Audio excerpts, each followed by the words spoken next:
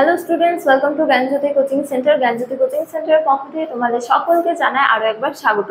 তো স্টুডেন্টস, আজকে আমি যে বিষয় নিয়ে পুনরায় তোমাদের সামনে চলে এসেছি তা হলো ফাহিয়েন সম্পর্কে।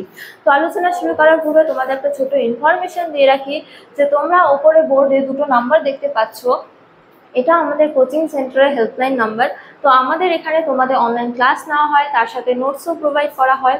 তো তোমরা যারা অনলাইন নোটস পেতে চাও, ক্লাস করতে চাও, তারা ওপরের এই দুটো নাম্বারের মধ্যে যে কোনো একটিতে যোগাযোগ করে আমাদের সাথে যুক্ত হতে পারো। চলো আর দেরি না করে আমরা আজকের আলোচনা শুরু করি।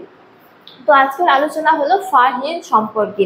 তো এই ক্ষেত্রে বলা যায় যে বিখ্যাত চৈনিক পর্যটক ফাহিয়েন গুপ্ত সম্রাট দ্বিতীয় চন্দ্রগুপ্তের আমলে ভারতবর্ষে এসেছিলেন এবং বিভিন্ন চীনা বিবরণ থেকে জানা যায় যে তার প্রকৃত নাম ছিল কি কুঙ্গ, এবং তিনি 331 খ্রিস্টাব্দ নাগাদ চীনের সানসি প্রদেশে জন্মগ্রহণ করেছেন এবং খুব কম বয়সে বৌদ্ধ ধর্মে দীক্ষিত হওয়ার পর তার নামকরণ করা হয় কি ফাহিয়েন, অর্থাৎ তার পূর্বের নাম ছিল কুঙ্গ এবং বৌদ্ধ ধর্মে দীক্ষিত হওয়ার পর তার নামকরণ করা হয় কি ফাহিয়েন।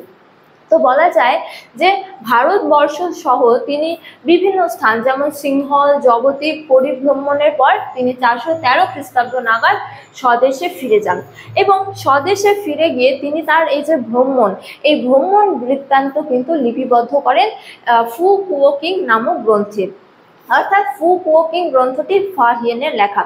তো এবার আমরা ঐতিহাসিক গুরুত্ব, ফাহিয়েনের গ্রন্থ এবং ফাহিয়েনের বিবরণের ঐতিহাসিক গুরুত্ব নিয়ে আলোচনা করব।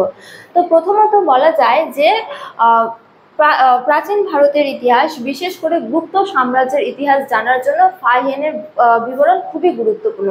যেমন বলা যায় যে প্রথমত গুপ্ত সম্রাট, বিশেষ করে দ্বিতীয় চন্দ্রগুপ্ত সম্পর্কে জানতে গেলে আমাদের ফাহিয়েনের এই গ্রন্থের ওপর নির্ভরশীল হতে হয়। এছাড়া দ্বিতীয় চন্দ্রগুপ্তের আমলে হচ্ছে যে ভারতবর্ষের সামাজিক, রাজনৈতিক এবং ধর্মীয় জীবনযাপন সম্পর্কে আমরা মূলত ফাহিয়েনের বিবরণ থেকেই জানতে পারি। এছাড়া দ্বিতীয় চন্দ্রগুপ্তের আমলে দ্বিতীয় চন্দ্রগুপ্তের রাজধানী যে পাটলিপুত্র ছিল তা আমরা ফাহিয়েনের বিবরণ থেকে জানতে পারি। এছাড়া বলা যায় যে ফাহিয়েনের আমলে ভারতের শাসন ব্যবস্থা এবং জনগণের সুখ সমৃদ্ধি সম্পর্কে জানতে গেলে আমাদের ফাহিয়েনের বিবরণের ওপর নির্ভরশীল হতে হয়। তো স্টুডেন্টস, এই ছিল আজকে আমার আলোচনার বিষয়। তোমাদের ভিডিওটি ভালো লাগলে অবশ্যই বন্ধুদের সঙ্গে শেয়ার করো এবং আমাকে অবশ্যই কমেন্ট করে জানিয়ে তোমাদের ভিডিওটি কেমন লেগেছে। তোমাদের সাথে দেখা হবে অন্য এক ভিডিওতে, অন্য এক টপিক নিয়ে। ততক্ষণ ভালো থাকো, সুস্থ থাকো। Thank you.